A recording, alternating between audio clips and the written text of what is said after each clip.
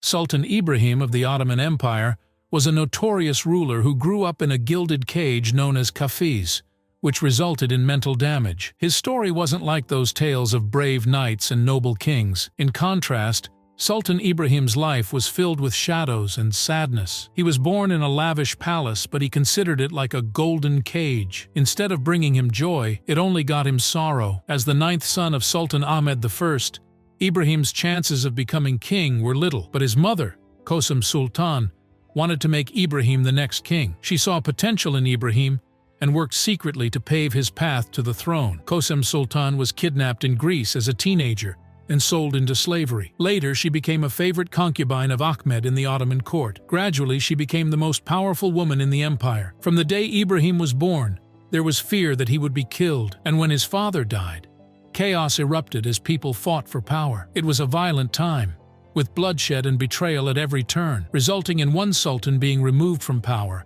and another being put to death. When Ibrahim's older brother, Murad IV, took the throne, things seemed to calm down, but the palace was filled with intrigue and jealousy.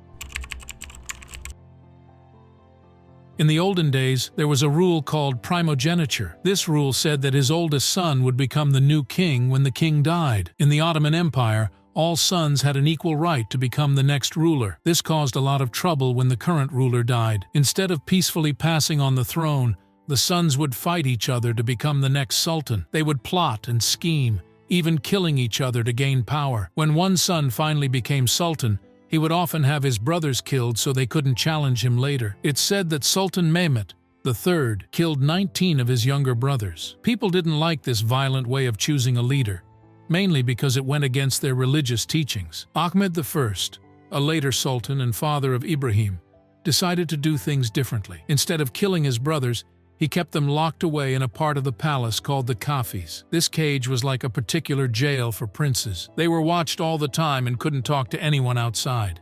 Once Murad IV became king, Ibrahim was imprisoned in this fancy cage inside the imperial harem. Ibrahim was not alone in the Kafes.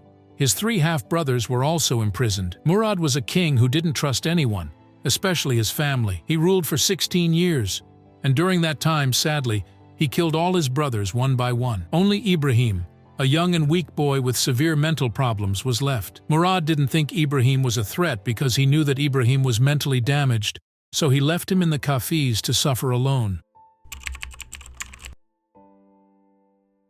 After 16 years, Murad IV died in 1640 when he was just 27, ending Ibrahim's time in prison. Murad killed all his brothers and only Ibrahim survived. It was his turn to be the next king. Once Ibrahim became king, he tried hard to rule, but he faced many health problems. He often felt frail and had terrible headaches. Many historians think these problems were because of his challenging childhood. Ibrahim was known as the Mad because of his unusual behavior. He had a habit of forcing young women in his palace to have sex with him. Ibrahim also liked to have sex with virgin women in his harem. He made them undress, sit on them, and make sounds like a horse, having sex with them one by one. His followers were too scared to speak up against him, but there were 2 moments when he put humanity to shame. The first was when he raped and killed 280 concubines in his harem. A manipulative concubine named Shivakar tells the Sultan that one concubine in his harem has been unfaithful. Despite investigations, the culprit remains unknown. In anger, the Sultan orders all 280 women from his harem to be thrown into the sea,